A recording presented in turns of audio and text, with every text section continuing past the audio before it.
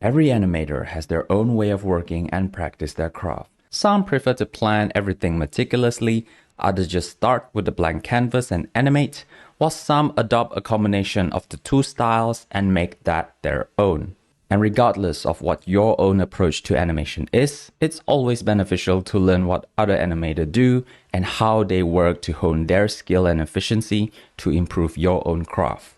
In Frank Thomas and Ollie Johnston's Illusion of Life, there are two main approaches in traditional 2D animation.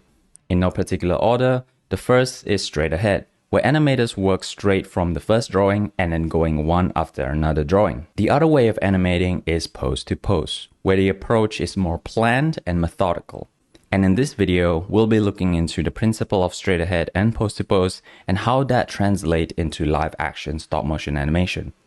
Although both ways are categorized as a principle in the Illusion of Life, it's more of a method of animating, but as equally as important with other principles.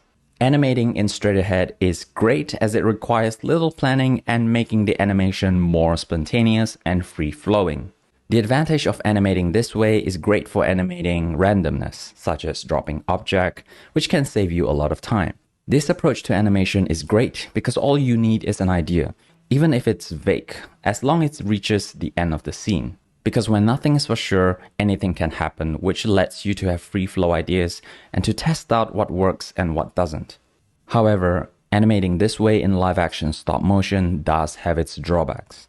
The first, animating with no solid marker or keyframe might result in more chance of jerkiness in the motion or mess up blocking, that is to say, if you want the subject to finish at a certain position. And just like 2D animation, it might change the total volume or size of the subject or object, not to mention out of focus if you're filming in live action. On the other hand, animating in pose to pose might take more time to plan, but will result in a more precise movement and allow you to catch potential problems or issues before filming and save you time that way. This approach is great for clarity when animating, as animator will have control over all elements when animating. When working in pose to pose, you will have a better understanding of what animators look out for and the jargons and animation vocabulary when describing their process.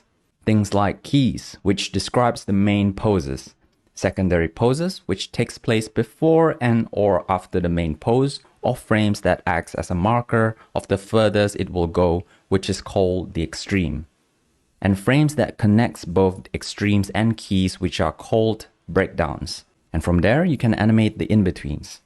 Regardless of which animating approach you choose, it's best knowing what your own preference is as an animator and maybe try to incorporate different animating styles to hone your own skill and improve your own work.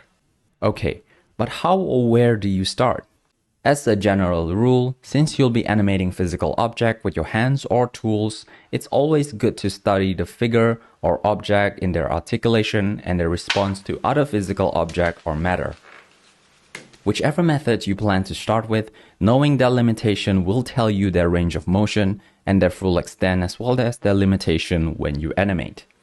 If you do decide to start with a straight ahead approach, you can study how object or the subject interacts and flow by filming them with your camera or smartphone. Study them frame by frame and understand the dynamics of the object or subject and how you can replicate them in your own work. When animating in pose to pose, you can use physical markers to help guide you as you animate. Doing this will help you to keep track of the extremes or keyframe during filmings, and then remove the trackers in post. Another way is to have another figure or object as a reference when animating. Alternatively, you can take still images with a keyframe or extreme with your smartphone and use that as a reference. From this, you will gain a better insight on how physical object responds and take advantage of the overlapping action, which we will explore further in the next one. But just an example, if a character with several points of articulation such as the hair or the tail walks, the walking animation can be done with the pose-to-pose approach, but have the rest of the articulable characteristics done with straight ahead, which can give you a more believable and lifelike motion. Or it can be as simple as having the subject strike a pose and animating the simple turn with the pose-to-pose approach and have their hair done with straight ahead as a follow-through action, which will also be discussed on the next one. And that's all. As always, I hope you found this useful, and if this helped you out, remember to drop a like and get subscribed and ring the notification for when the next one drops. Take care, and I'll see you in the next one. Bye.